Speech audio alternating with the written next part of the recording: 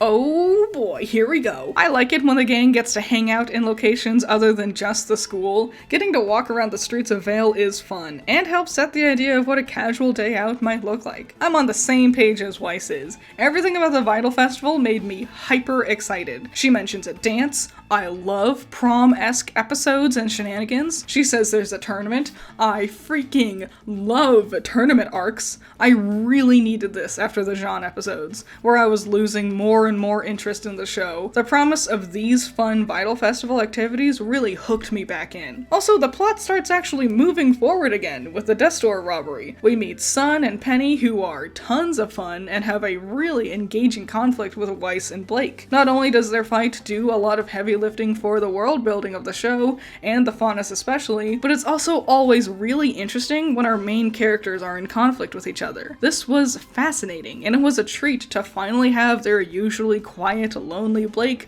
really speaking up for the first time here. And their fight is actually pretty intense. We get a lot of insight into both of our girls here, and Blake's reveal that she's a Faunus still is one of the best line deliveries she's ever had this whole show. The way they animated her realization of what she just said afterwards is fantastic. This episode packs such a punch. It's not all just drama though. The humor for this episode really stepped it back up, especially everything with Penny. She became a fan favorite pretty quickly, and I think her excitable energy and the fact that her introduction was uniquely funny really helped with that in the long run. This was also the first time we started to see them dabble with background characters. Ooh, wow, look at her! But there's also a couple of weird animation things. Like, have you ever noticed this thing going on with Weiss's collar? Once I saw this, it's the only thing I can ever look at during the scene. I've ruined it for you. I'm sorry.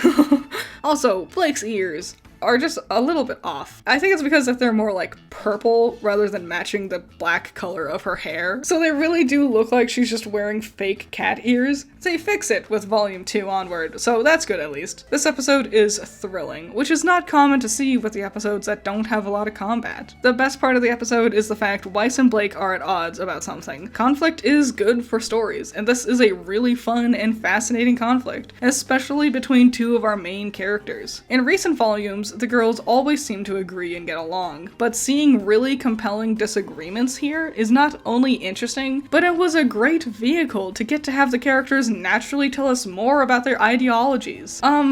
But the worst part about the episode is the fact that they made Weiss racist. Listen, I understand. I get it. It makes sense, given how she grew up. It led to the interesting disagreement. But it's really not a great idea to have one of your main characters being an in-universe racist. And a pretty nasty one, too. Stop calling him a degenerate? Oh, should I stop calling the trash can a trash can? I call him a degenerate because all Faunus are degenerates.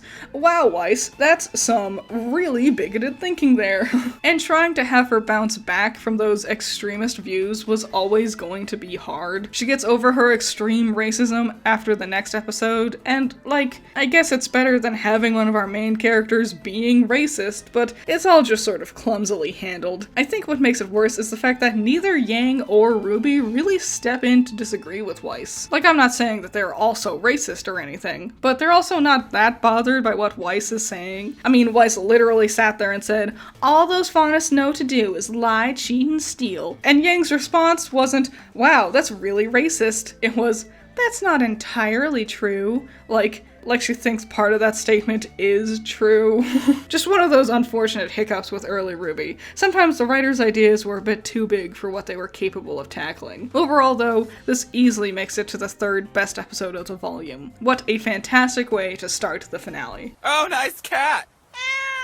Yeah, such a pretty cat. So, what I've been doing is I'm going to be releasing a RWBY episode review every day for 1 month. So, I hope you have fun with this month-long RWBY review marathon. Want to see the next episode review early? Consider becoming a patron. And on that note, shout out to my beautiful $10 patrons. You're all amazing. Nako, Cool Duck, Andrew, Valhalla Knight, Chamomile, G-Extreme, Classy Critic, Noah Perkins, Sunny Shy, Jake, Amber, Hype Man, Zero to Hero, Isaiah, Scaring Crows, Not All That Evil, Messiah Complex, Jacob, Virus, Ben's Sketchbook, The Watcher, Omega Fighter, Trash, Wild Pilot, Josh, Swift Cannon, The Infinity Effect, Gino, and twisty. If you like these reviews, go ahead and give it a like, and I'll see you for the next one. Bye bye.